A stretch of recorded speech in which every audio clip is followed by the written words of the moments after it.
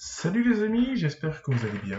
Je suis ravi de vous présenter cette nouvelle formation sur Easy Training qui s'intitule Devenez Site Reliability Engineering, qui commence en effet à être un poste de plus en plus demandé.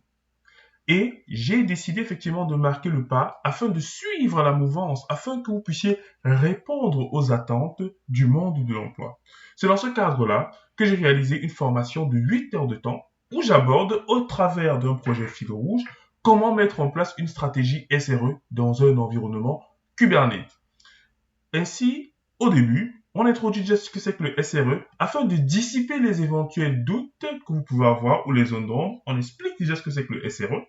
Ensuite, on parle de containerisation, notamment avec Docker. On parle d'orchestration parce que le projet fil rouge qui est présenté, en effet, à ce niveau-ci, vous expliquera en réalité qu'il y a un besoin d'un client qui est d'implémenter une stratégie SRE, comme c'était le cas avec le DevOps. Donc, vous mettez dans la peau d'un SRE et vous répondez à cet appel d'offres. Ça veut dire que chaque notion qui sera vue sera étroitement liée à ce besoin du client. C'est, on va dire, le nouveau modèle d'EasyTraining qui veut absolument que chaque notion qui est vue soit appliquée dans un canevas global qui est la réponse à un besoin du client.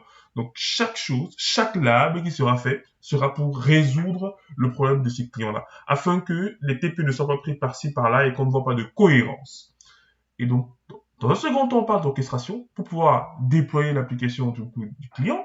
Ensuite, on package cette application-là grâce à Helm afin d'améliorer son cycle de vie et donc de respecter l'un des 10 commandements du SRE.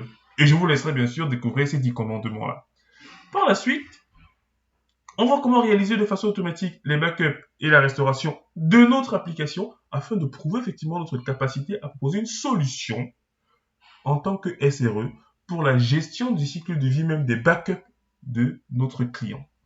Après cela, on parle des opérateurs qui ont un niveau encore au-dessus de Helm et qui nous permet en fait de pouvoir implémenter des stratégies de haut niveau et qui restent toujours dans le cadre d'un poste de SRE, mais appliqué effectivement à Kubernetes. Parce que globalement, le but ici, c'est de devenir SRE, mais dans un environnement Kubernetes. Donc, on va appliquer les concepts SRE dans un environnement Kubernetes. Donc, on parle des opérateurs. Ensuite, on verra bien sûr le monitoring. Parce qu'il faut savoir que le but final du SRE, c'est d'assurer l'exploitation de l'infrastructure et pas directement de faire des chaînes d'intégration continue pipeline. Non, c'est d'assurer le fonctionnement nominal.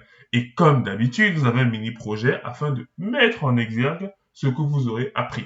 Donc, c'est vraiment une formation que j'ai pris énormément de plaisir à faire. Il y a énormément de TP et vous allez réellement et concrètement vous amuser afin de découvrir de façon pratique ce que nous offre en termes de possibilités le SRE et également Kubernetes parce qu'on parle de notions extrêmement intéressantes.